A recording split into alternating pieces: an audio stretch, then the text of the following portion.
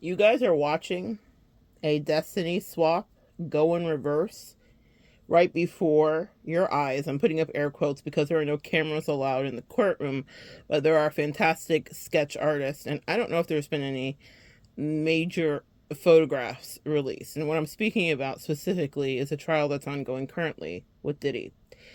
You are watching the energy that he stole, robbed, bullied, and abused out of people for years and years and years, one by one by one by one by one, returned back to the original vessels from whom he stole his energy. You are watching a man age, I mean, rapidly. He's been in prison for, I don't even know how long, I would say under a year. And of course, the logical reasons: he doesn't have access to his hair dye and to his drugs and to you name it. So it would age anyone. Obviously, if you can't go to the salon and you can't get the best makeup artist and you can't have the glam squad and team. And Diddy definitely participated with glam squads and teams. He loved his fashion, as we all knew. But there's a deeper spiritual thing that's going on right in front of you, which is that he is losing whatever was aesthetically pleasing. He always looked like a weasel to me. I remember years ago having a girlfriend from New York, and we would come have these, like, I don't know, debates about Jay-Z or Diddy. And she was very much of the Diddy ilk. She loved Diddy's swag and the party lifestyle. She was a New York Queens girly through and through, and so it was Diddy all day for her. And I was like, she was like, Jay-Z just doesn't have the same swag. And I said, yeah, but, and even though, allegedly, who knows between these two men what anything really is, but regarding the artistry, meaning Diddy pimped artists and Jay-Z actually was able to create his own art. And as he very well talks about, many billionaires came from his camp: Rihanna, Kanye, etc., etc., etc. So but there's sketchiness with it all, yeah? Allegedly. But the thing about it is I always was like, there's something off with Diddy. And trust your instincts. You can spiritually see that there was in fact something off with Diddy. What I'm channeling is Poor Unfortunate Souls from The Little Mermaid, when Ursula has her sing and then her voice comes into the shell, but also when the spell's broken, all the souls get released back and you can just see them like swimming around or whatever that is. And that's how I feel it's happening, or that the angels have showed me anyway, regarding Diddy, is that the more imprisoned he has been, the less access he's had to bully, to dominate, to try to cajole, influence. There's a word that I'm looking for that's evading me. Influence, coerce witnesses and whatever. That's why they locked him up, because they were going to leave him out, but he was being so relentless, calling people 45 times in a day, just doing everything he could to try to protect his fledgling falling empire. All empires fall. It is the historical way. And when you are a modern day Caligula, as I ascribe Diddy to, and many other people have made this, likeness and correlation as well, you inevitably will fall. You can only rain hell on earth for so long before the scales of justice will come in. And I'm not talking about the legal system. I'm talking about the spiritual, righteous balancing system. Many of you guys have been subjugated to Diddies in your life, whether it was to that extreme or not. People that attempted to take your life through slander, take your life through gossip and word witchery and God knows what else, or actually wanted to work some real magic against you, or you name it. You know the battles you've been through, whether it was a battle escaping a narcissist, or a toxic co-worker environment, or a long-term relationship that got corrosive and people got co-opted. I've had a few Diddies just like you. I was repulsed last year, a couple years ago. I don't know who I was on the phone with, but I was talking to somebody and I was saying he's a demon. And I was so angry. I was literally driving and I had to pull over because I started crying. Because to know what kind of oppression, if you've ever been abused, as many of us here have, And I'm not trying to trauma bond with you, but I'm just trying to say it is what it is. We can't escape what has been in our face. You know the energy of looking into the void of a demon like Diddy. And when you see him look haggard and gray and, you know, all of the things, whatever way he's aging that you can physically see, it's because people one by one, just like in The Little Mermaid, are getting back their energy. This began when he violated a soul contract with Kim Porter, the mother of his beautiful twins and many other children that they share. I have to say allegedly here, but he allegedly unalived her. I believe we're going to find more about that out in trial. But I don't care about what they say in the trial allegedly, because the person who made it so clear to me, it was rumored, it was bandied about, people chatted about it. But the person who made it clear was Sloan Bella. I'll try to connect her video below. And this was years ago.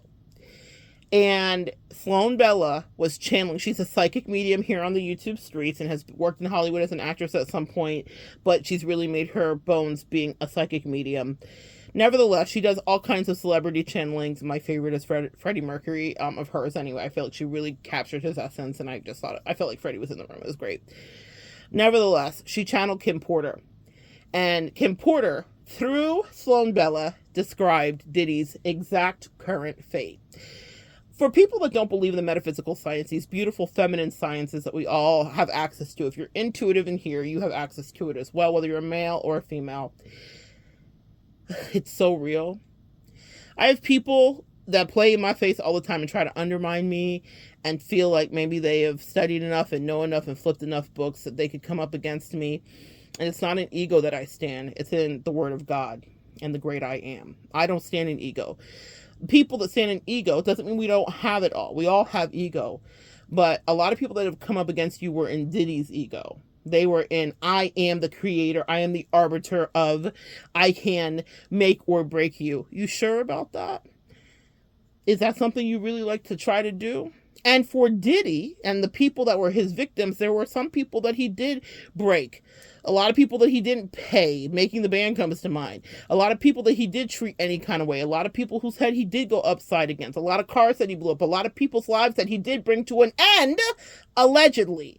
But it started with Kim Porter, who said, Diddy, you did this to me. See, oh, this is so good, guys. When you have soul contracts with people, they don't always have to follow through.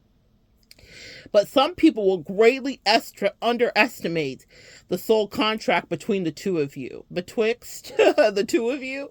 And that's something that Diddy did do, amongst the many things that Diddy did. He did underestimate the soul contract between him and the mother of his kids, Kim Porter. Why, out of all the victims of Diddy, because she was an abuse victim, allegedly, of Diddy, why out of all the victims of Diddy was it Kim? Let's talk about that from a spiritual perspective. She had a destiny to fulfill. And was she sacrificed, allegedly? I do believe so. But oh my God, her spiritual will. That's the brilliance of these soul contracts that permeate the veil in time, space, and reality. Diddy allegedly unalived her via some concoction that was put specifically, she talks about it through Sloan Bella, so I'm going to say allegedly, but Sloan Bella specifically says it was in something inside of my medicine. It was mixed in with some regular medicine that I had, and this is a thing that Diddy has allegedly done to others, including Albie Shore, who recently spoke out about it, saying that he does believe that the reason that he ended up as sick as he was because of Diddy, and actually, what tipped off the FBI initially was Jamie Foxx, allegedly, y'all, I'm not trying to get in anybody's trouble, but we're going to say allegedly behind everything, going to report after his mysterious illness that the last person to hand him something was Diddy. He was taking an Advil, Diddy adjacent person or someone, and he was next to Diddy or at a party with Diddy, but literally when he woke up, it was 21 days later in a coma, allegedly. And I don't have to say allegedly, that's factual and that's out there.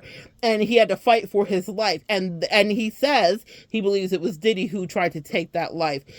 When you are co-opted by demons, you'll think you can get away with murder. And sometimes you just might for a time.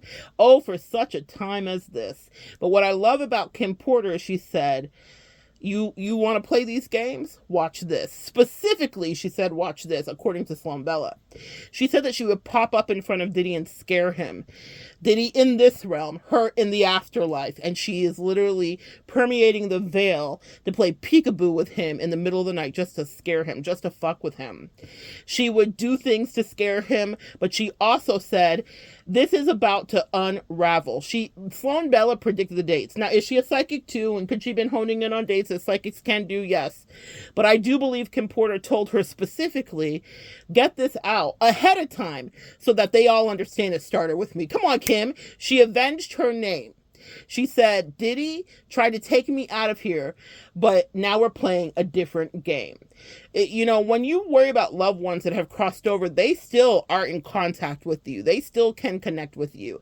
They still are getting messages to you. If you want it to happen, I've had complicated relationships with a narcissist father that crossed over, who after many years made his way to me through seances to let me know I had work to do regarding talking to you guys collective. Specifically, I was in corporate America. He showed up at a seance and said, what the fuck are you doing with your life? Everyone else had grandmas and rainbows and kittens from 5th grade coming through, and it was my dad in suspenders with cement still on his clothes cussing at me so that I could get here to talk to you. That's how I knew it was real. I was like, oh yeah, of course. It's kumbaya for everybody else, and it's my dad still trying to be abusive from the other side. But it was because he wanted me to step into my light. Nevertheless, you can make amends with whatever your narcissistic past are, or your previous connections with people that have crossed over. I'm not saying you have to do what I've done or go the route that I did. Trust me, it's not a route that I thought I would take either. But what I know is that the afterlife is something we can't even fathom. I don't even know a pinhead of what I understand, but from what tiny, minuscule minutia that I understand, they have the ability to interrupt your earthly plans, especially if there was a soul contract. She was so angry. And here's the thing, when you're unalived and it is not something that you see coming, like an illness or something of that nature. I've had other mediums talk about this that were friends. It's Mark. He is the lawyer medium. I can't think of his last name. But he used to come to a small group. Some of you guys have seen a video that I've done with a world-renowned astrologer.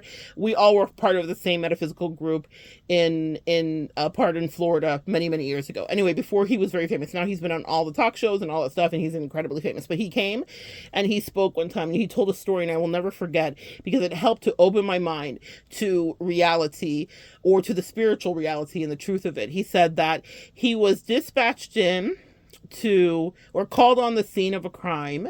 I always say earth angel or dispatched him, but he was called to a scene of a crime with his paralegal. And it was right after a shooting had happened. And he was going to provide legal aid to whomever the remaining living people were. Okay. And when he got to the scene of the crime, this is when he knew he had gifts, but he hadn't advertised it because he was a very serious, buttoned up lawyer. But so he gets there and it's crazy chaos and pandemonium, police everywhere, victims that are unalive, some that are still living, people giving their eyewitness accounts. And he said he was drawn to the side of the house where there was a bush, and there was a man running around in circles, and it was the man who was in the outline on the floor. He was seeing him in his spiritual form, how mediums see, and the man had come to him and was like, what's happened? What happened? What happened to me? And Mark is having to tell him, you have to go to the other side. You're not here anymore, because he was instantaneously and shockingly unalived.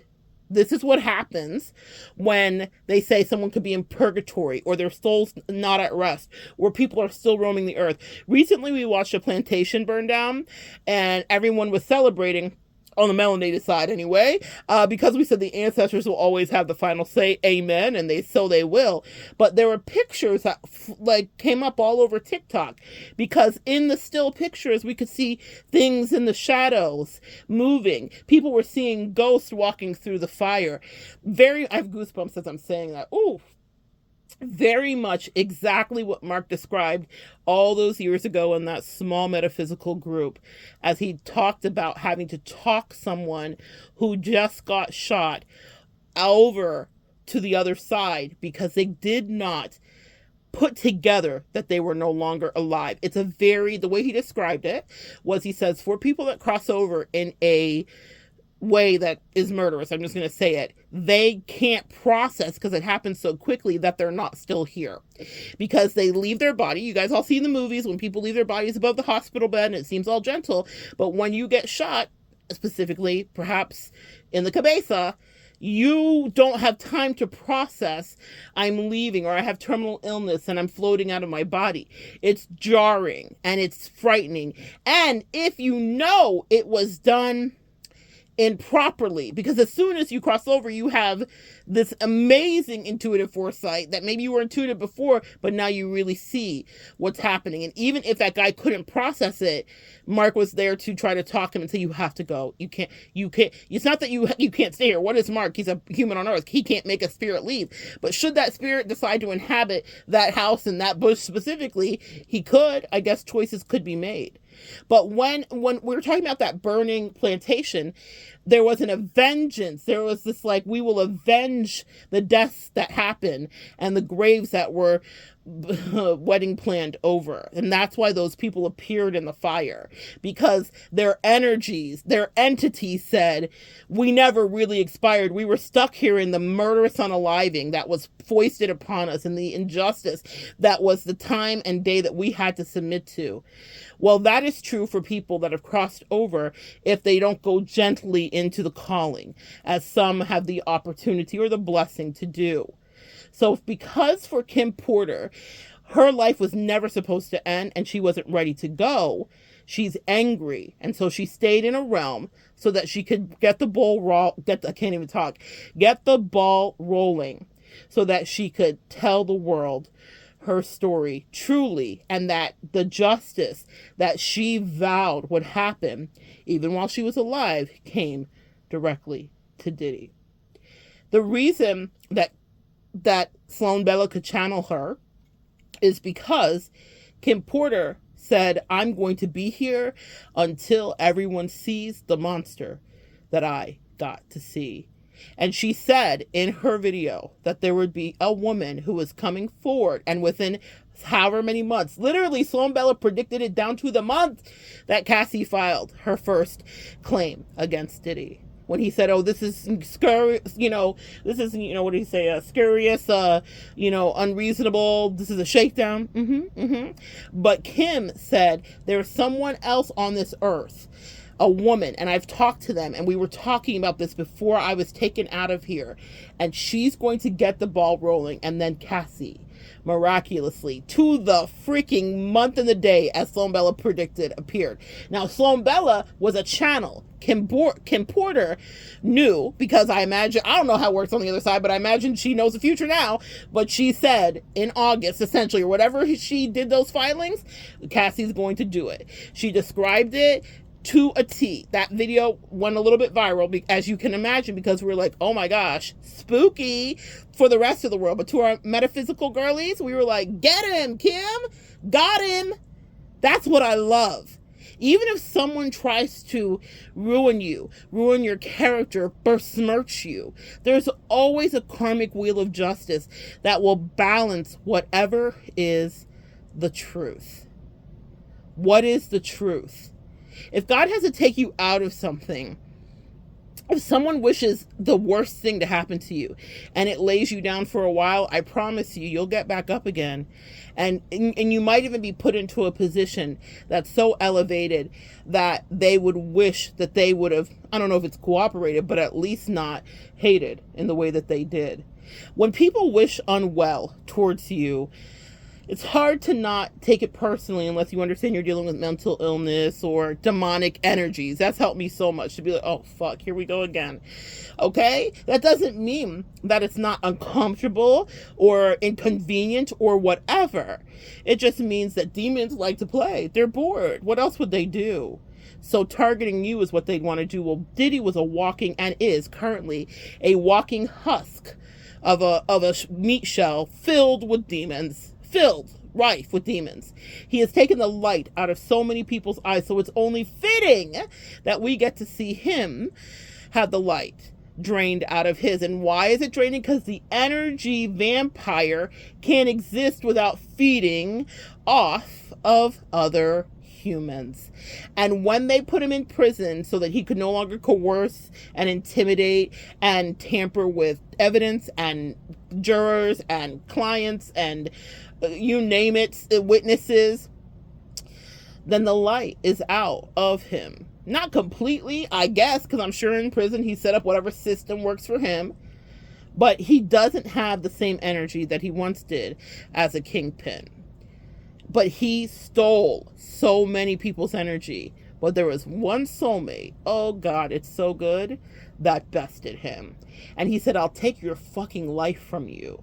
And she said, I see you and I raise you. I fucking love it, guys. I have goosebumps. It's not schadenfreude. It is what is right.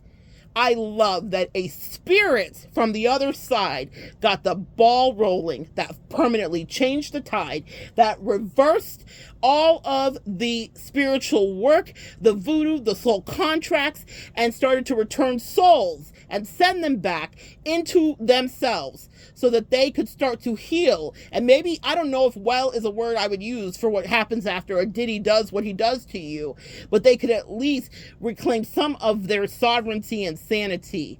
And it started with a spirit, Miss Kim Porter, who said, not so fast, Diddy. Not even death. Oh, I have girl, some of y'all are getting your recompense from people that try to take from you the light and the work that you were dispatched here to do. Some of you guys have people that are going to be paying such incredible, terrible, actual fates because they wanted to play similar kind of Diddy games. They were in their ego and they thought they had a lot of power. And so they wanted to devour you. Your energy vampires wanted to devour you. Well, you got a trick or two, just like they thought they did. But now they really are doing the work that Diddy did do. And some people underestimate what the contract was because if it ends, like Diddy allegedly unalived Kim, allegedly put whatever into her quote-unquote medicine. She had a simple cold, guys, okay? And then she all of a sudden had pneumonia. There was other bodyguards talking about it. I had pneumonia. This other person had pneumonia. This other person had pneumonia. So interesting how everybody got diagnosed with pneumonia. It's almost like someone figured it out. It reminds me of Suge Knight, or Suge, whatever his name is. I can't even think. Is it Suge Knight? Sitting on Jimmy Kimmel's couch. And he was gloating because duping delight is a thing for narcissists, about how he took Eazy-E out. And he said, just what so happens if there was a syringe? This is a real video clip that still exists. What so happens if there was a syringe and inside of that syringe was the disease that Eazy-E died from? Look it up if you don't know. It's the big one. And it's an STD. And what so happens if that was in the syringe and maybe someone didn't want to sign the contract and then they get injected with that and now they're out of here. And Jimmy is watching in real time is what he's saying. It's like registering to him, but everyone was scared of Suge. He's also in prison too. Look how God does things. Anyway, he's in prison too, but nevertheless, he admitted on national TV, I unalived this man through a dirty syringe because, or a syringe that was purposely made dirty so that he would have to submit to me, or as punishment for not submitting to me. A slow death, if you will, for Mr. Eazy-E. It's not so alleged. It is a now documented TV reality. Similar to what Diddy has done. Energy siphoning. Now, I believe Diddy is a high-level spiritual warlock. Personally, I have a video coming up about that where I'll be on screen.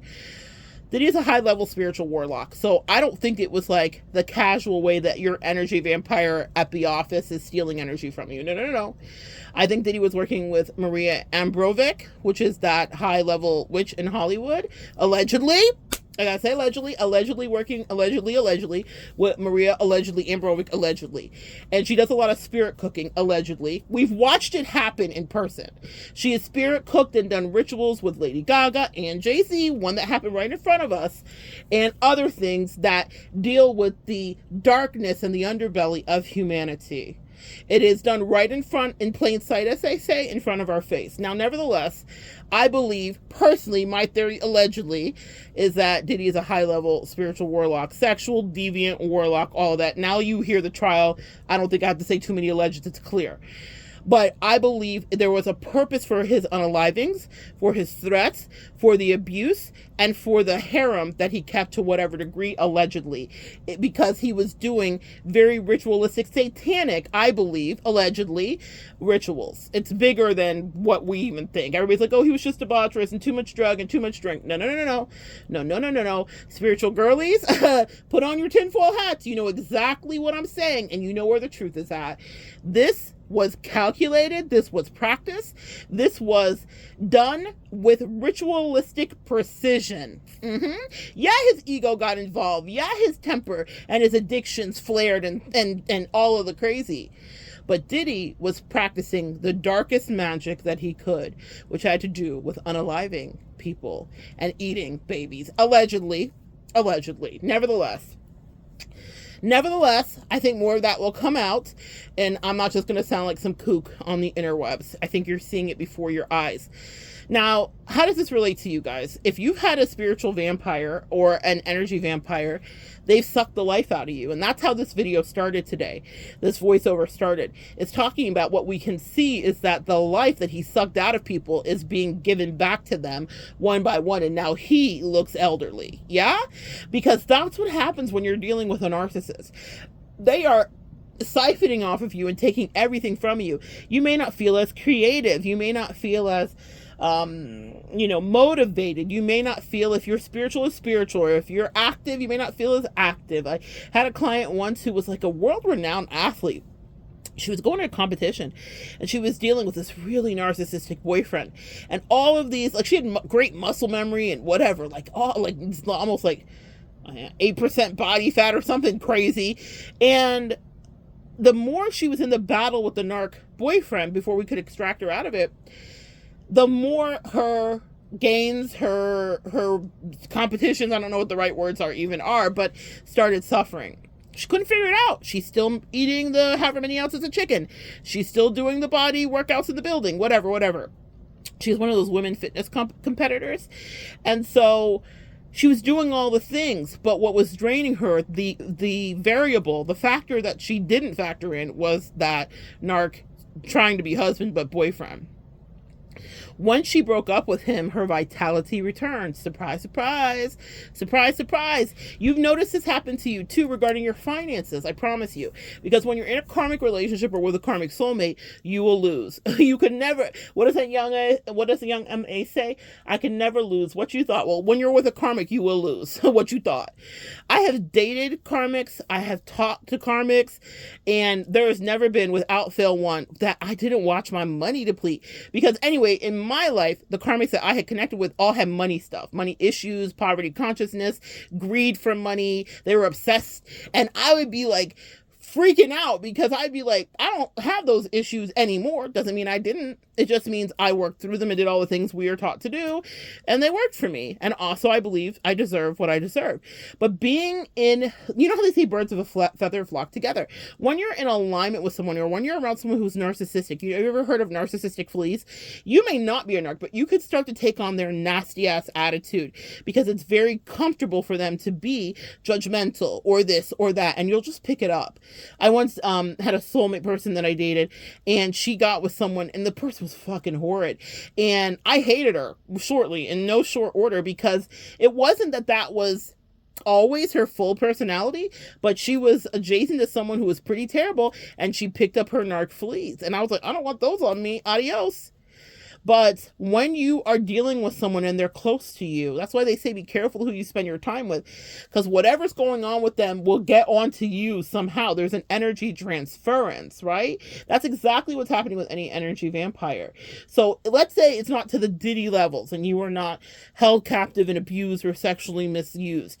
And even if that was some of your life, if it's as simple as you dated someone and then your money wasn't right, pay attention. That's an energy transference. And then, more importantly, pay attention to what was happening to that man. Was his money going up? Were things working for him? Was his employment going well? Or was his business starting to boom? Was he getting a glowy light? Was he doing things that used to be normal for you? I've had so many clients come to me because of that reason. They said, I stumbled upon one of your videos and I heard you talking about how karmics, and this is from years ago because I haven't made videos like this recently, but karmic relationships will cause losses, whether it's your hair, your looks, your money. You're going to lose something. So when I'm adjacent to someone and I feel like I'm having to make money happen when that's not my way, I know that something in their energy field is going awry with me and there is sinister work at play. And as soon as I cut those people off, everything returns back to me fully. But being around people that are bad luck will cause you to lose money. I was once around someone and I wasn't even too tough around them at all. And I remember having a very significant financial loss that as soon as I cut them off, rebounded immediately. Like to the tune of thousands at $5,000. And it was just like this unforeseen expense. And I was like, what the fuck? This is weird. I've never had anything like this happen. I'd already cut the person off, but within days of cutting them off, all of a sudden the money was back. It's because someone's poverty consciousness is contagious and an energy vampire attacks in many ways, whether they're conscientiously thinking, siphon money, but it could be as simple as some evil eyeing what you have because it's not something they could do. They haven't got a hold of whatever the money, vibration, and frequency that may reside in you. And even if they did, let's say you meet up with a millionaire, but they're a karmic soulmate. If they are your karmic soulmate, what's going to happen is your money won't be great. It doesn't matter if they are in the highest vibration of money, because the spiritual law is this: if you're with a karmic, it's going to cost you, sis. So God will start to make things happen so that you start to wake up and pay attention. If they are someone that's there to edify you, they will raise you up and lift you up, and things will work and you will be able to feed off each other in the best way. But if they're suspicious of you and they're covetous and they're pushing you, and when I say pushing, like wanting you to like maybe validate or co-sign them or whatever, are they reciprocating? Do they have any intention of reciprocating? Girls, y'all pay attention, because people will siphon energy from a lot of ways. And like I said, you could be with a millionaire and still lose money and still lose the bounce of plumpness in your face. And it's not because that person specifically is taking your money, but it's because your angels want to get a hold of you, honey, and they said, pay attention, this one's not in alignment with you. If you can't increase and grow, then this is not one that you have a soul contract with that you're supposed to stay with. They will cause depletions in your energy. And the worst thing about an energy vampire is that when girl, specifically the energy vampires I have that have really been in poverty, oh man, I think of one in particular. God is so funny, man. The lessons that we have with this. They will really start to think it's their energy. I soulmate dated someone many years ago, and I was so happy because I was like, I want to give her everything. I have a video coming up here about the Liz, the wizard. The wizard Liz, excuse me. The wizard Liz, she just recently got cheated. I'm not laughing about that at all, but she's a great example of a spiritual girly who's walking like I talk it. She walked it exactly like she talked it. You know, I have clients very often say to me, well, I keep attracting these narcissists, and what am I supposed to do, and what happens? Well, the truth here is, if you're light, you're going to attract people that are dark, that want to get under you, that have agendas, that are sneaky, that are conniving, that are broke, miserable, poor, suffering, whatever. They're going to want to come to the hospital. You're the doctor, Elenis. Unfortunately, you are, okay? I know you don't want to be the doctor, but you are energetically. That's how people see you.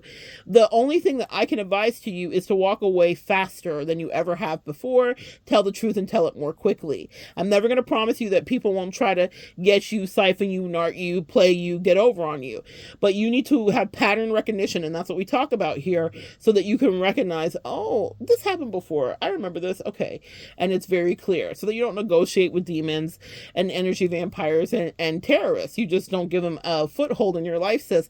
It's advice from Robert Greene, who wrote the 48 Laws of Power and teaches us about all manner of dark psychology. He says you have to be very careful when you let someone who is dark-sided and demonic and a chaos agent into your life, because once they get their hooks into you, it's endless manipulations as they try to unalive you in their own way, because they want to siphon and leave you as a husk, because in your energy they love to play because it feels delightful. They can't generate that. They are normally depressed or at a lull or whatever the case may be.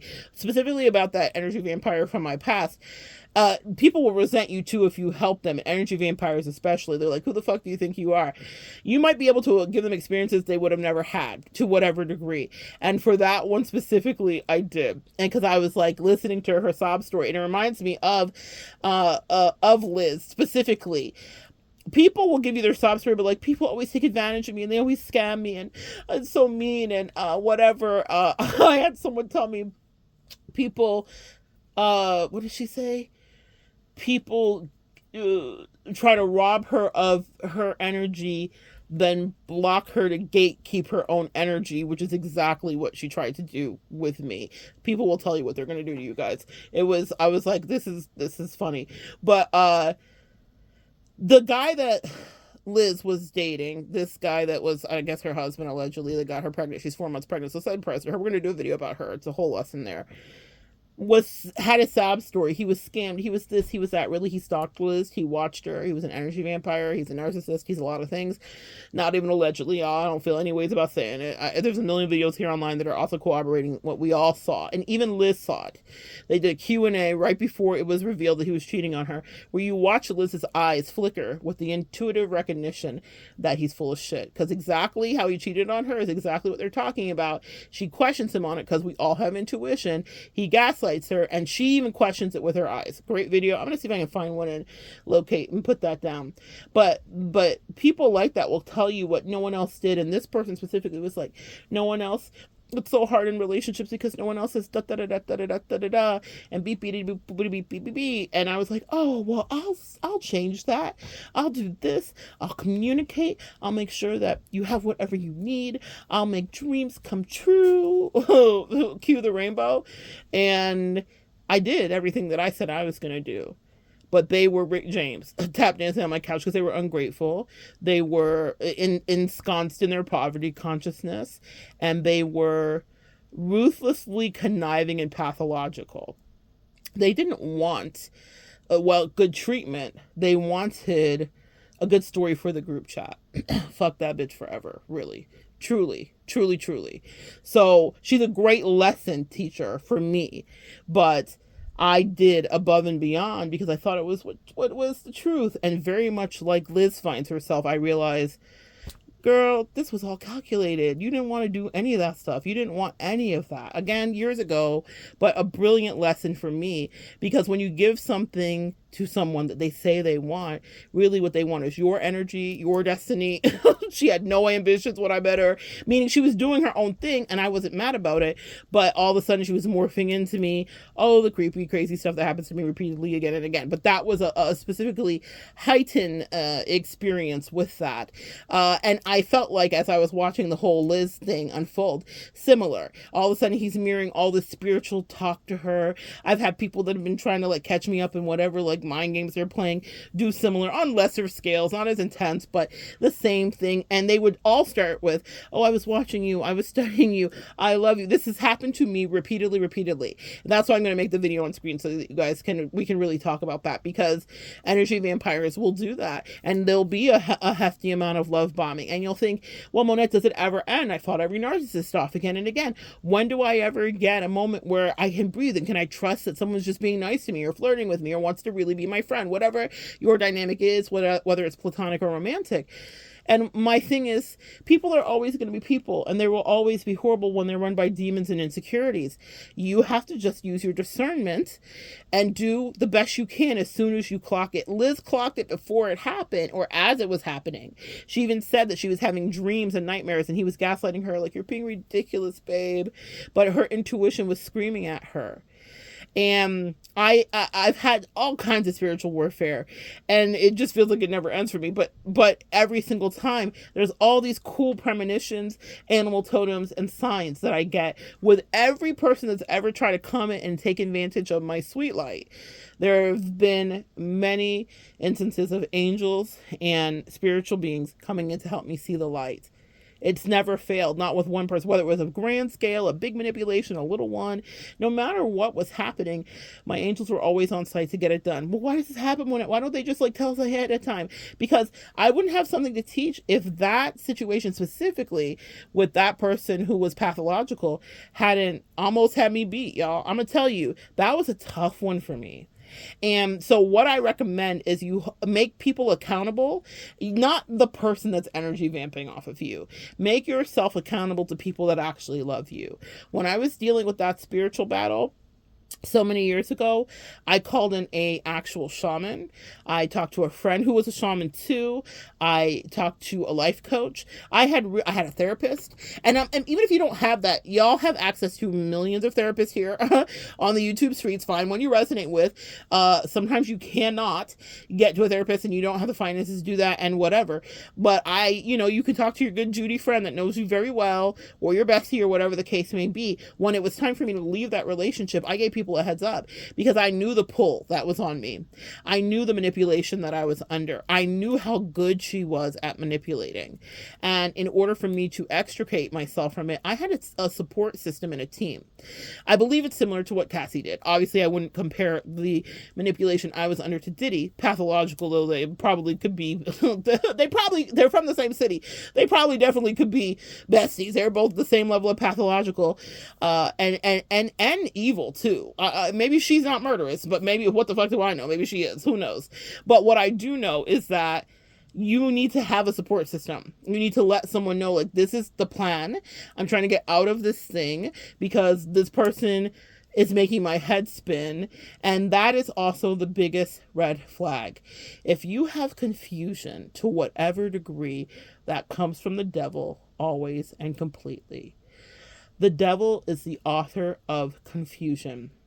I was recently in battle with someone, an entity, and I've taught you guys about this to a certain degree, but I had them say something 3 times, the rule of 3. I had them say something because in the last moments of that, I wanted to hear what I was battling, what the name of the demon was. And so they said something multiple times, and I heard the name of the demon. Now, I'm not saying that this is like something I could even teach. I don't know why I know this or how I know it. It's nothing I've read. It's not in the Bible. The Bible does have precedent for calling demons out specifically. And I think we've seen that in every, Omen or Exorcist movie about getting the name of the demon out. But for me, it's something that I've been taught personally. Like, I haven't gone to like a priest class where they said, hey, here's how you exorcise demons. But apparently it's something that God sees fit for me to do, even though I would say I never signed up for this class, God, but okay, you said I did. But I heard the name of the demon, and I was able to then literally pray against it, call it out, not even in front of that person, y'all. You have to be so wise when you're dealing with people that are mentally unstable, because people that are inhabited by demons are not, girl, they're not gonna be looking at you like, yeah, I know what I'm doing, and I take full responsibility for my trifling toxic behavior. They're never saying that to you. They're going to lunge at you or continue to try to gaslight you or attack you.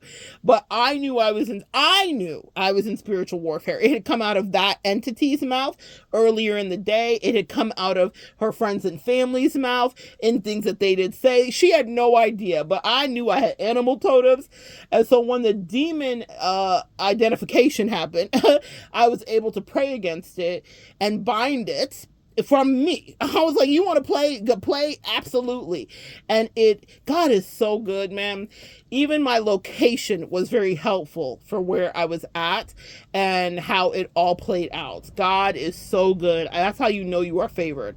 But it was idyllic for me to be protected.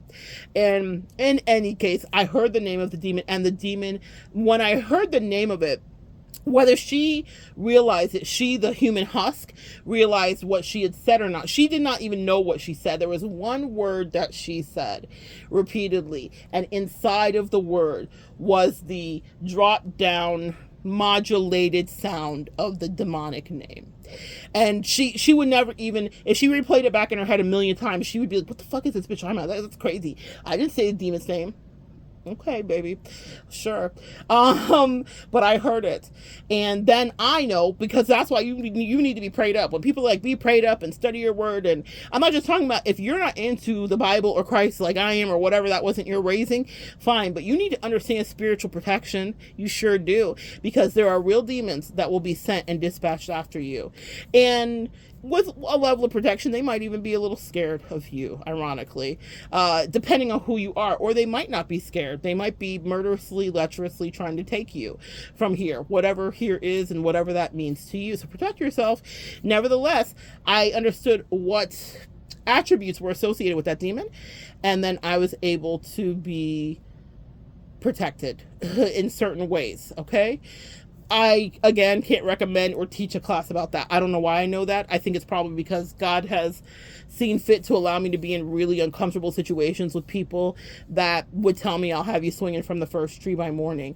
And whether the person was black or white, the demon doesn't care about the color of our skin or the light, okay? So, from what did I channel the other day in a song? It ain't safe, SAFE. It doesn't matter what color you are. Demons can inhabit anybody, okay? So you have dealt with these energy vampires, and they will take from you, and you'll notice the losses, whether it's in your skin and hair, nails, or your bank account too. But you will notice the losses as they siphon and take your energy. And if you're like, well, you know, I was seeing someone and they were causing some confusion to me, that's demonic energy, guys. Literally, the devil is the author of confusion. So you were dealing with some level of imp, some level of maybe a low level demon, but that confusion and that brain fog you feel is demonic activity at its highest level.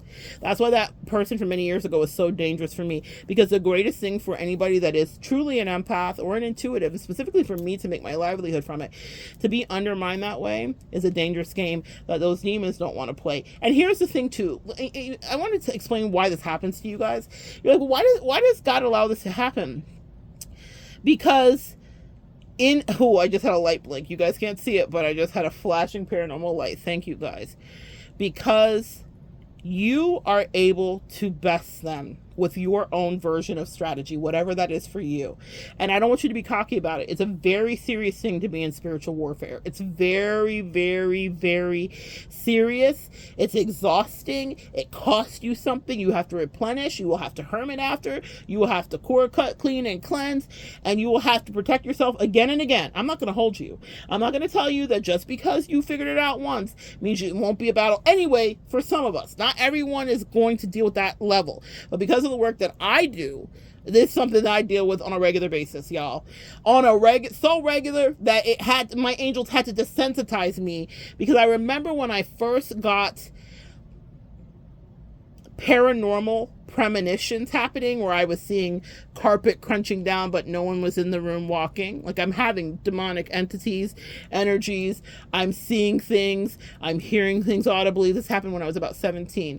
That I was always gifted, but like my gifts like hit me like a tidal wave, and I said, I don't want to see this. And for 5 years I didn't. My angels had to slowly allow me to be immersed back into it, because it scared me. I was like, I don't want to see demons. I don't want to see someone standing at the foot of my bed. I don't want this gift. And they said, because we have free will, so they can't force anything on you. And so they're like, we're gonna let you chill, mama, Miss Mamas, we're gonna let you chill, but you have a calling. You have something here to do. So I know you don't like it, but you will have to become acquainted with these demons that want to devour you. Ooh, I'm not saying it's for everybody. What did Jay-Z say? It ain't for everybody. It's not for everybody. But I had to get comfortable with all of the things that come along with that kind of demonic work too. Meaning all of the confusion, all of the rejection, all of the purposeful, outright calculated, you name it. I had to deal with all of my childhood wounds, from abandonment to misuse to mishandle to SA. I had to deal with all of that because demons specifically find out what is your weakness. So whether that's intuitively, I don't want to say intuitively for demons, but like spiritually, you guys have watched the movies. It's no different in real life. What's the thing that's your deepest, darkest, or the thing that gives you the greatest fright? And so I didn't realize, even though my angels gave me about a 5-year hiatus before they brought Paranormal Activity back into my life, I didn't realize that all of the horrible things that happened to me, all of the miserable ways that people treated me, all of the abject rejection, abandonment, and whatever, were things that were building me. Because they said, you will have demons come at you in this current state that will try to play in your face, but they don't know how horribly we put you through the boot camp of demonic work and dealing with people that were serving me, I was getting body rocked, okay? I'm not going to lie to you and be like, and always I did it with a ponytail and a smile. No, those demons were, you ever see someone get pew-pewed at and it's like slow motion and it's like their body's like rocking? That's how those demons did me. I was getting body shots, y'all. The way that people have done me that were demonically inhabited in my life is like, I feel like keeping proper. Girl, I can't even describe it to you. It is horrible, some of the stuff that people have done to me. And I can laugh about it now. But here's why I laugh in the face of it now. It's because people still try me. Every day that Jesus says, people try me. But it doesn't affect me the same way. So when you're like, Monette, can I just hermit forever? I guess so if you want to, but there's a reason that they put you through some of the things they put you through, because I have a kind of spiritual Teflon. It doesn't mean you don't feel the shot coming. If you put on a bulletproof vest and you get shot, that'll take the wind out of your chest. But what you do is survive. And a lot of your trauma that you can't make sense of, and you're like, why me? And why repeatedly? And why over and over? And why after I thought I left that narc, was it another narc? It's because that is your spiritual bulletproof vest from these energy vampires and demons like Diddy that will do their best to unalive you so that you can never have peace and rest even in the afterlife, so that you're running around in a circle by the bush saying, what happened to me? Because you're absolutely shook because it's your life that they took. Keep your vest on, sis. And that means not to say you need to wear your trauma, but it means you might want to say a gratitude note of thanks for the way that you've been body rocked, because it helped you be more resilient to stand up when demons are in your face. I would have never had the wherewithal recently to question the demon before me and say, can you say that again? Because what she didn't know I was doing was listening for what the truth was that was just beneath the surface. When demons are inhabiting someone, I don't think that she understood cognitively and consciously as a human that she was possessed. In fact, if she heard the story to this day, she'd be like, this bitch is crazy. Cool. All right. Cool. I'll be the crazy one. That I'll be crazy. Not you. I'll be crazy. So that's the thing. People that are inhabited by demons do not understand how the devil works. These people do not even get how quickly they can have their heads played with, or they're co-opted when they're in a lower vibration. So have you ever dated someone that had addictions? Like maybe they were an alcoholic, or maybe whatever. Maybe they were envious or greedy, or they were given to bouts of jealousy. That's all to its own. When it's corrosive, it's all a part of high level, at times, demonic energy. So people will lower their vibration, like with Diddy, with drugs and various things. And then all kinds of demons can come in and attach. Had I not been through and had to be in other situations where people that I really love, lately the demons that have been around me were not any people that I was genuinely invested with. I could kind of see them coming a mile away. I was like, okay, this is going to be some fuck shit, but this is my fault. I truly am a Leo with nine lives. I feel like I'm on the 8th and a half one at this point, but Curiosity has killed my cat several times. Okay, there's real talk. I know someone's full of shit, just like Liz. As you can see, her eye flutter as she realizes that her husband's a piece of shit right before our eyes. But sometimes you just gotta walk stuff out because maybe you're gonna learn a new skill. That's the way that I look at it now. It's not to say that I invite it, but it is to say I understand my human nature. I'm not perfect. I'm just doing it play by play the best way I can. The same way we watch Liz do. Meaning, Liz taught to her spiritual girlies and baddies that when someone cheats on you, someone betrays you, or someone violates you or disrespects you, walk away and you never get back with them. She says she's not going back. We will watch and see, but I believe her. I believe that she's gonna, and that's a very big test for her spiritually because she has a baby. See, that's how the devil loves to play. And he baby trapped her for sure. But that's how the devil loves to play. Oh, you're this big girl and you're so amazing, meaning Liz specifically, a huge platform, 9 million, 10 million subscribers. I don't even know how much across all of the socials. I just know YouTube. And you teach about love and relationships and boundaries and let's see if you can get someone to come in and try to get you. And people will just try to get you on purpose because they're like, if I could pull this off. You watch Duping Delight when you watch the video of their Q&A husband and wife. He is got Duping Delight because he can't fucking believe that he pulled off this con. And everyone knows he stalked her and all the rest of it. The whole world is saying he stalked her. I've had people in my life repeatedly. I'm not telling you guys. You guys don't realize how on assignment you are. You think little old me? Because I'm like, who am I? I am nobody. I cannot. Oh my God.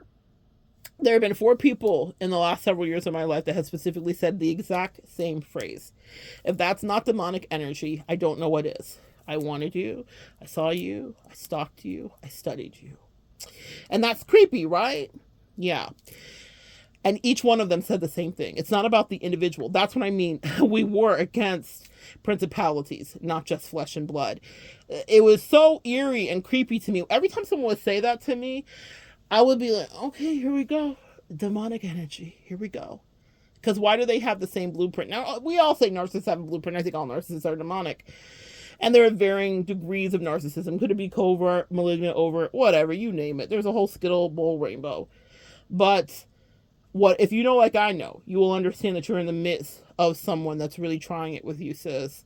And a demon specifically. I'm not trying to scare you guys, but had I not been body rocked and I didn't have on my spiritual bulletproof vest, even when you get pew-pewed in real life, when you take that vest off, you can have a whole bruise across your chest. It doesn't mean that the attacks will not affect you. It just means they won't penetrate you. It means they will not inhabit you. It means they will not co-opt you. It means they will not destiny swap with you.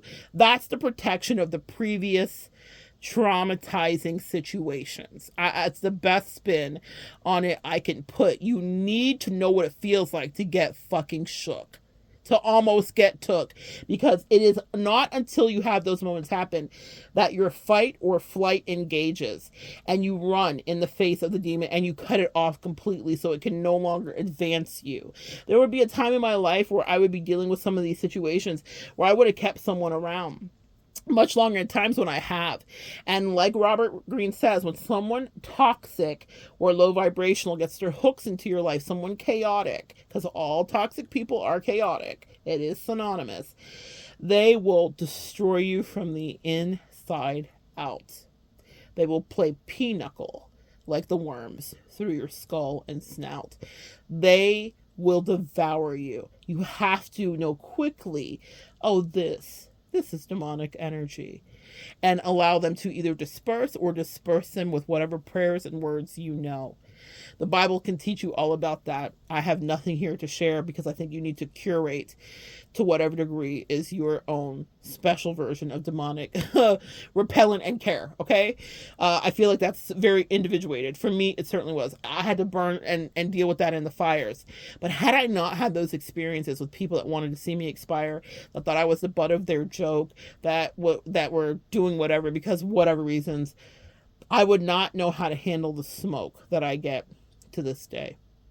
I would not know how to keep people's demons from me at bay. I would get caught up in the mind game of it all and the undertow and the chaos that swirls with inside them. I don't do return to senders because that's not my modality of practice, sweet friends. I transmute energy and you watch me do it here on this channel. because I get hit with demonic energy again and again. Demons get pissed. But here's what I was going to say. Demons also are sent your way to vanquish, to certain degrees, certain levels of them.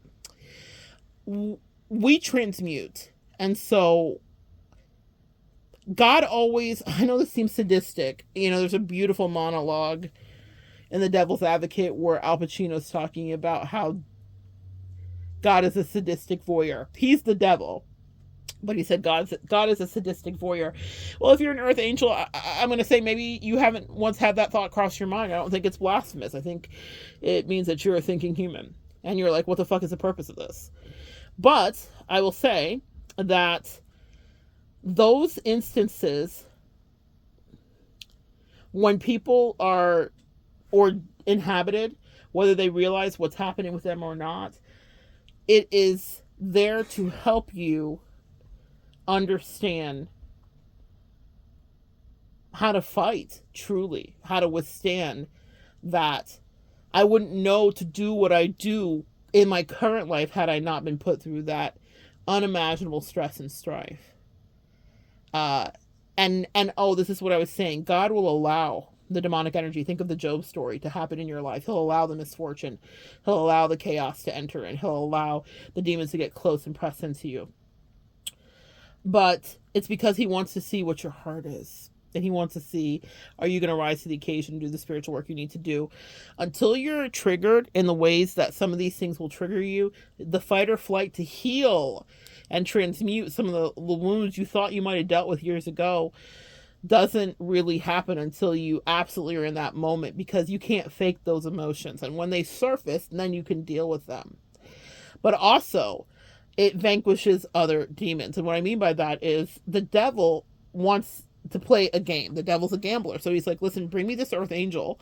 Let me get them sad, depressed. Let's project onto them your misery and internal depression as a demon, human skinwalker, and all of the things, your poverty, your lack, your codependency, your enmeshment, whatever the thing is that whoever the demon is that's dealing with has got going on inside of them. And then let's project it on them because they're not used to that frequency. I can't stand inauthenticity, and I don't like people that are weirdly sneaky, which is weird because my life is unconventional, but I'm not sneaky. Nevertheless, and also I'm not like, demons can't help that duping the light. Anyway, so the devil's like, cool, bring us the earth angel. And because we need a soul. Either way, it's a soul for a soul. So it's going to be them or it's going to be you. Now, a lot of the devils and demons that are dispatched to you that are inhabiting these bodies know that they can't get you. They're hoping, but they kind of know about you. Some of you guys have spiritual ranking where your reputation precedes you. God will send certain kind of demons to you. I know that's scary because he's like, this one, touch not my beloved, and do my prophet. Excuse me, guys, I just got so nauseous. Oh, demons don't like that. I don't like that I'm talking about that. Touch not my beloved and do my prophet no harm. And, that was wild. That was a wild emotion that just happened through me. They will hope that they can get your soul. They will, the angels just told me this is going to take a really long time to upload. We are dealing with spiritual warfare right now. You guys won't even know. You're just going to see the video, but trust me, I already know. So, they want your soul, but some of them know that they're not going to get your soul because you have a reputation. Now, as for me in my house, as for me and this soul and this body has been spiritually attacked. People send death magic at me, all kinds of stuff, right? But y'all, and I'm not even going to hold you and act like it's light work. It wasn't. It was grueling. It made me feel all the things. The projections worked at certain points many years ago in my life. I thought, do I even want to be here? I'll just go to the light. Real talk, like real talk. So I'm not going to even hold you. This is not for the faint of heart. As Jay-Z said, it ain't for everybody. So you got to know if this is what you want to do, because you will be tested a time or 3 or 72. I promise you. But my reputation, I know now, spiritually precedes me, unfortunately, because I never thought I would get to this point where God says, see if you can rattle her, our good sis. See if you can rattle our good sis. And I do. People do come in and rattle my cage, guys. It doesn't mean, just because I talk here to you, doesn't mean that I'm not going through whatever I'm going through. It just means that getting the best of me is something the demons have yet to do. And I'm not leaving them room, but I'm not as cocky as they would be, because it's there but for the grace of God go my soul and my body. If it was not for God but God, then those demons would have absolutely devoured me. I have no say in it. He just teaches me how to be a warrior in the garden so that I can be a gardener in the war, or flip it and reverse it. He gives me the skill sets to battle. But what happens when I come up against a demon, specifically, like let's say with my twin, God was like, bring me her energy. And it was an all-out attack. There was gang stalking. There was gossiping. There was a smear campaign. There was abandonment wounds that were triggered in that. There was ostracization. There was abuse. There was silent treatment that my narcissist dad did to me. When I tell you, it was like the demon said, we're going to take her out with this one. There was death magic sent at me. There was racism that I was dealing with. It was like every single thing that's ever triggered me in my life was wrapped up into one spiritual fight. And in the midst of literally being drugged, a hashtag Diddy, and literally being out of my mind, I got up and got holy oil and prayed, because I knew I was on demon time. I knew that I had to be on spiritual demon time to combat the demons that I was dealing with. And in the midst of a woozy stumble to get my holy oil out of my bag, I prayed in the midst of that, sis. That's what I mean. God will test you. That's the bulletproof vest that he puts upon you. Because when you are dealing with these demons, they are relentless and they will continuously come for you. And I don't want to scare you again, but it's because what the angels want to see is, can you withstand? My phone was just about to die. I was on 1%. Y'all see what I mean? That's a spiritual warfare. It's like they don't want me to get the message out, but that's okay. We're still going to say what we need to say. God says, send her, just like Job, send her, let them go for Monette. And so they sent a fireball, an atomic bomb of the most horrific, heartbreaking, when I say broken heart, man, oh my God, I've never felt such pain in my life. But what it did was make me stronger for the spiritual fights that were to come, where I'm not never since then ever as emotionally invested. Everybody I have a healthy dose of skepticism with, and I'm like, prove me right or prove me wrong. But nevertheless, when they decide to go left, I have my blade sharpened. I'm like, okay, say less. I've done this once or twice. We've slayed a demon once or thrice. So, but that's because of the hurt I endured all those years ago when I thought I was not going to recover. That shit almost took me out. It doesn't mean you won't come up against some that are formidable, but what happened because of dealing with that battle in the integral way, it wasn't perfectly done, but my integrity and my heart was pure, and I didn't shun God. The only time I was like, I just want to come home, literally laying in ICU, thinking I wouldn't walk again, I said, God, I've served you. I've done everything I'm supposed to do.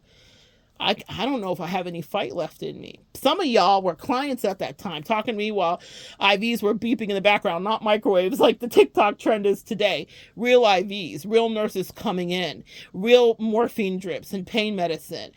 I did not think I was going to get back up again, but that fight prepared me for the demons that I have to go through now.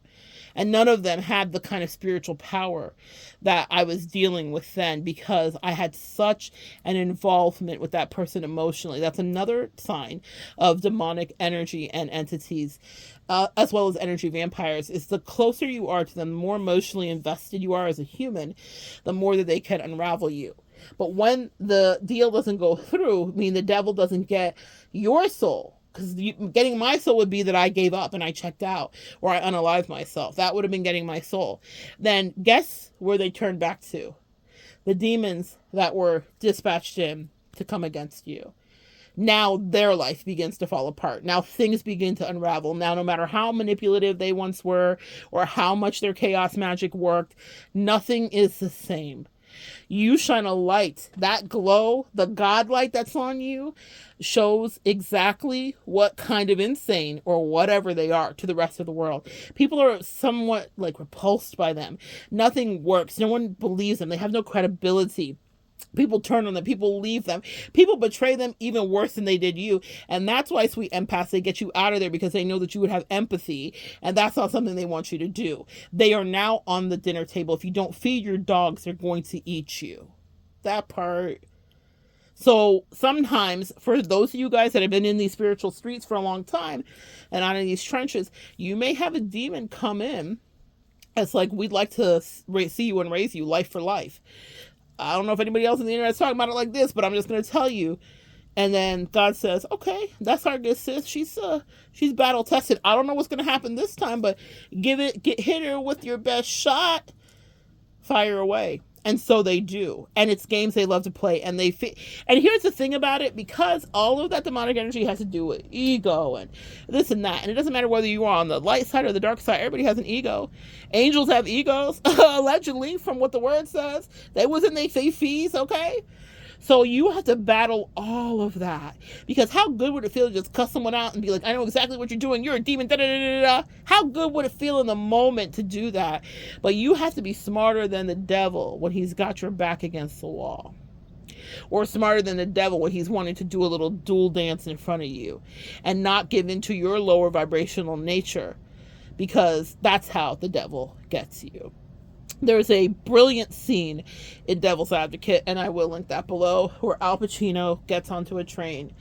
And this is your spiritual discernment at work, guys, and also how the devil will play with your mind and your life if you are not anchored in to whatever God it is for you. For me, it's God, Jesus Christo, that for you, you connect to. I don't care what anybody feels about it. Higher source, universe, whatever you want to call. For me, Jesus, God, okay? God. For me, God, that's just what it is. So whatever it is for you that you anchor into, Al Pacino gets on the train. There is an earth angel there. And you'll say, as the scene unfolds, are you sure he's an earth angel, Monette? Yes, I am sure. The earth angel senses his demonic presence. He is instantaneously irritated.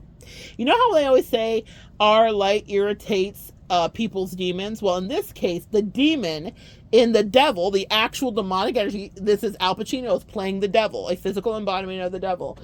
The devil's energy threw off the frequency of the earth angel, a Spanish guy, a 20-something-year-old kid, looks like. And he's instantaneously wanting to fight Al Pacino. Al Pacino stopped speaking English to Keanu Reeves, who was his co-defendant or whatever lawyer thing. If you guys know the movie, you know it. He starts speaking in Spanish to the kid. And he tells the kid, because the kid is ready, or this guy is ready to pull a blade on Al Pacino, the devil, because he knew immediately something's wrong here. So many of you guys have had instantaneous recognition of demonic energy when it's near, but you have been taught to override your intuition. And even in that moment, his friend that was with him, the guy with the blade had a friend with him, thinking, why are you acting like this? Essentially like a rabid dog. Like, why are you acting like this? It's because the earth angel could sense the devil. I thought this was so brilliantly written and played. I've never heard anybody talk about the reverse of this. But the demons that were inside of the devil were irritating the earth angel. I was like, look at that. So he starts to pick a fight with him, and he's gonna like knife him, because as workers of good, we want to end things that are evil, right? That was his way. But what are we dealing with? Humanity, our morals, those 7 deadly sins, and temptation and ego, and taking matters into our own hands and being a vigilante. That man was working through, even as an earth angel, his ego. And that's the danger in battling demons, is they will pull you in and you'll want to be on their level with them, which means you have to go down. And they love that, because that's really when they can pin you to the ground with their fangs in your neck. So you have to maintain a high ground and always show respect. Respect to the demons. What are you talking about? Yeah. In any spiritual battle I've been in, I don't show my hand. I don't make sudden movements. I'm calm, because I know I'm dealing with people that are murderous right under the surface, that have deep inferiority complexes and will do anything to upend you.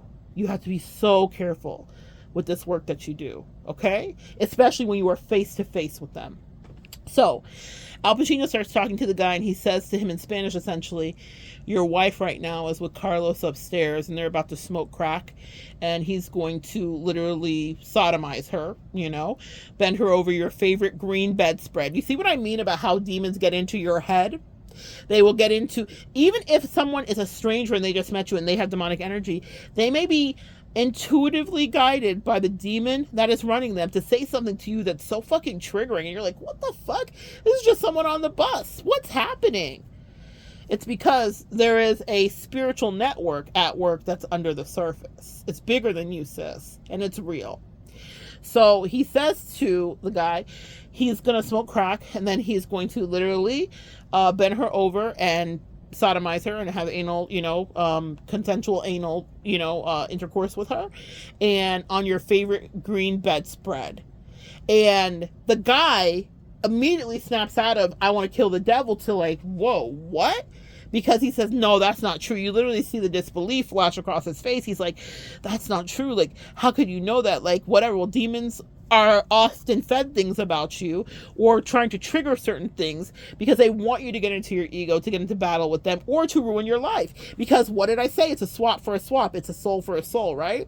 So the devil's advocate, the devil literally says, instead of fighting me, go put that knife where it belongs. He literally says that. Instead of putting the knife in me, go put that blade where it belongs. He's like, there's another train coming. If you hurry, you'll just catch them. Trust me, they're upstairs. I'm not wrong. That's what you guys are up against sometimes. Meaning, now, this human earth angel, essentially, will have to deal with the reality of what he finds. And we don't know how that story ended. But where did he leave his blade and his knife? Meaning, now a soul for a soul could be swapped. Let's say he went through and unalived his wife's cheating partner or whatever was happening. And I know it's just a movie and it's fiction, but he goes to prison and he's in there. And maybe he's put into another sketchy situation where he has to defend himself and he takes another life. The devil's made the swap just right. Does that make sense, guys? So it may seem inconsequential in the moment that you're in the midst of your spiritual battle, and you'll be like, well, I just want to cuss him back out. I just want to, no. If you guys have an ounce of respect for the work that I do here, you be easy when those demons are near. Don't get in your ego just because they literally have no place else to live. They are full id. They are walking id. They're maniacs, okay? You are the responsible adult in the room when that happens. And you know how to manage it because you have on your spiritual bulletproof vest, because you've been body rocked several times through many demonic tests. And you hold your composure. That doesn't mean that that guy wouldn't have been inspired by his anger, his jealousy, his betrayal and frustration. And that's exactly what the devil wanted. Go put that knife somewhere else. That's what you need to know you're up against. Not necessarily to that heightened degree, but when you're in a spiritual battle, there is a swapping of destinies that's very much up for grabs at that point. Because if that demon can get you to their level and they can get you to go back and forth with them in that moment presently, you can do things that could be maybe what seems to be out of character. But what I teach you here is get to know your shadow before it gets to know you. Because being crimes of passion is something any one of us here could be led to. There, but for the grace of God, go any of us. I know you think, well, they're dogs and they're not human, or they're this and they're that, and I would never, until you're in a situation. I remember with my twin being so angry that I specifically had to pray that God help me.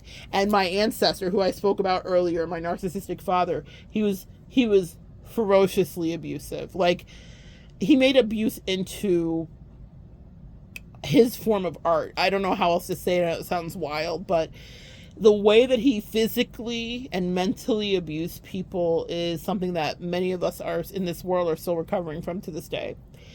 And just because my father is trying to make his version of amends, I don't know how much evolution happens on the other side. I feel like their personalities are pretty much their personalities, okay? He didn't turn into an angel, but he is a warring ancestor and an avenger now, weirdly. It was not on my bingo card, trust me.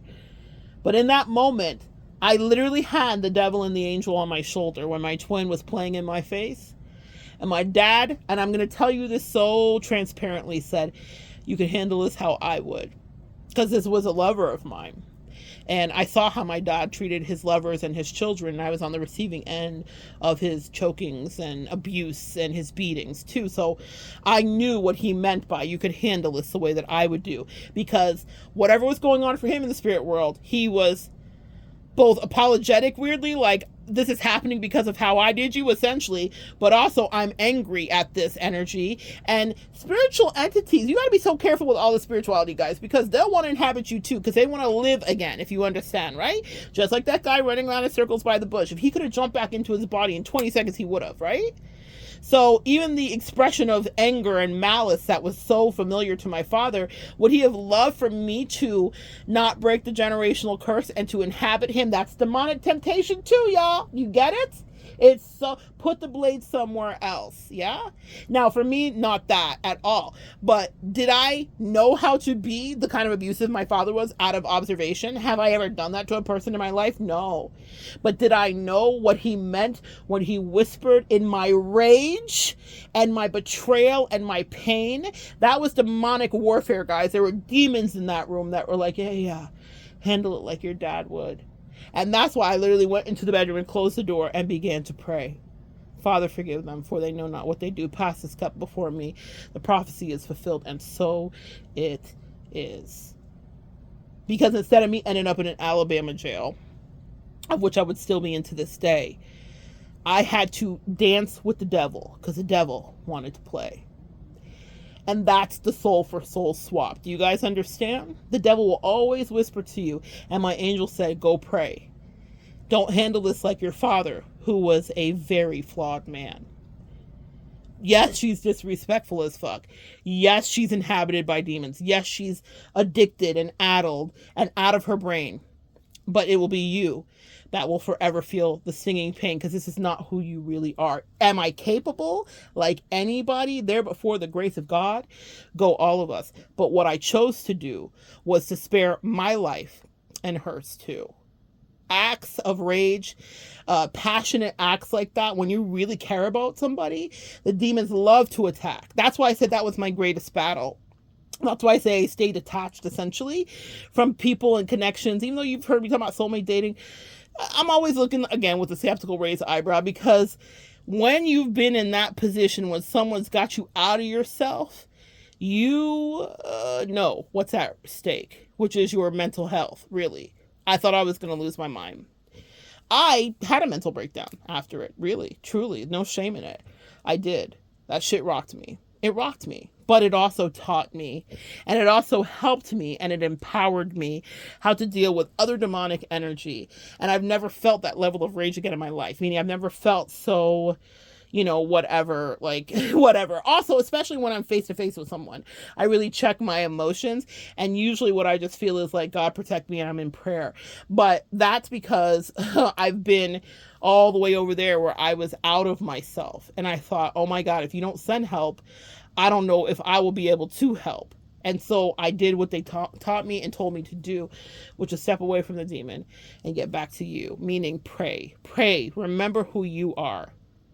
This is not who you are. That's the demonic attachments that were running through her body, in her karmic lover, and all of that stuff. That was what I was dealing with. And I thought, oh, this is rough. I actually felt bad for her later, even in that moment a little bit, but later I was like, she's not mentally capable to really cope with what she's going to have to deal with in the aftermath of this. And I'm surprised she's still alive to this day, if she is, and I don't mean for any reason, only because she was naturally depressive. So what she went through and the loss of the likes of someone like you, collective, which would, in my life, would have been her, or flip it and reverse it, would have been me in her life. It can cause you to lose your mind. It can cause you to lose your mind, because that's what demons want. Because the demons just want the soul for the soul swap. Whether you unalive yourself, or someone else unalives you, or you get into a fight and now you're unalived, or you've lost your life in prison, or whatever. They just want the swap, sis. They just want the swap. They don't care how they get it. That's why you have to be so careful. And you have to know that you are protected, and don't forget to call on your protection. Anyway, this started with Diddy. Destiny swaps, and we went into this whole demonic talk, but I guess it needed to happen. Yeah, I have one of you guys that comments something I love. I don't know if it's MT, but they say, when it's a movie link black screen, I know it's going to be fire. Well, here you go. I've given you the best that I got today. There are reversals that are happening, but not because you are calling in spiritual reversals. Again, not something I recommend. Transmute the energy that's sent to you. Learn how to fight with it. Learn how to be stronger. Strengthen that spiritual bulletproof vest. That's the best thing that I can recommend, and it's what I do, okay? I don't return to sender or any of that nonsense. Why would you want to send someone back who's mentally ill negative, weird energy that they sent to you? I just turn it into magic for myself. I turn it into money. I turn it into whatever you want to. You can turn it into a beauty regimen. You can turn it into health. You can turn it into an increase in your business. You can turn it into a better position at your place of employment. You can turn it into better treatment from your husband. You can turn it into better behaved children. You can turn it into your toenail healing. Girl, there's a lot of things you can do with the nasty evil eye people send to you. I never send it back to those crazy people. They are literally like impish spiritual demon children. Like, they don't know. It's like giving you, returning to sender all that nasty energy they're sending to you is like you putting a 7-year-old behind a Lamborghini. They're just going to crash it. They don't know what to do with it. The very power that they want from you, or what they think you have, they could never handle, because they are bad-minded, meaning some of them are broken. You can't fix it. Okay? Anyway, that's your message for today. The destiny swap, even for your life, is reversed in so many beautiful ways. You will notice your beauty and vitality returning. But if you want to see what it looks like, let's say you're never going to look back at the narc, and I don't recommend you do. I don't look back at exes at all, ever. I don't give a fuck. I just could never care. But a lot of you guys were socialized differently. Fortunately, I grew up in the 80s, so being on social media means absolutely fuck all to me. I could care less. But for those of you guys that are like, digital stalkers in a way, and want to see and want to look, if you want to save yourself and start to wean yourself off of that bad habit, look at the renderings of Diddy. That's what your ex-narc looks like. Shitty. They look horrible, because their favorite, most juicy supply, is gone. So they are just not doing so well. They're not mentally well. They're not emotionally well. They're not physically well. The relationships aren't well. The alliances and allegiances and the people they were throwing you under the bus for aren't well. It's bad. Everybody gets hit.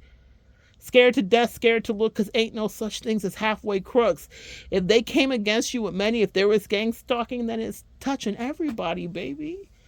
The demons know where to put the blade. And if there's not a earth angel meal served up with a beautiful fillet and a medium sear, then they're looking back in the rear view mirror, that is, to say, well, you promised us this earth angel, but you didn't come through. So now you know what we have to do. It's nothing, absolutely nothing against you, but bon appetit. Dinner's on you. So good sharing energy with you guys. Come back and join me next time. We'll continue to evolve together.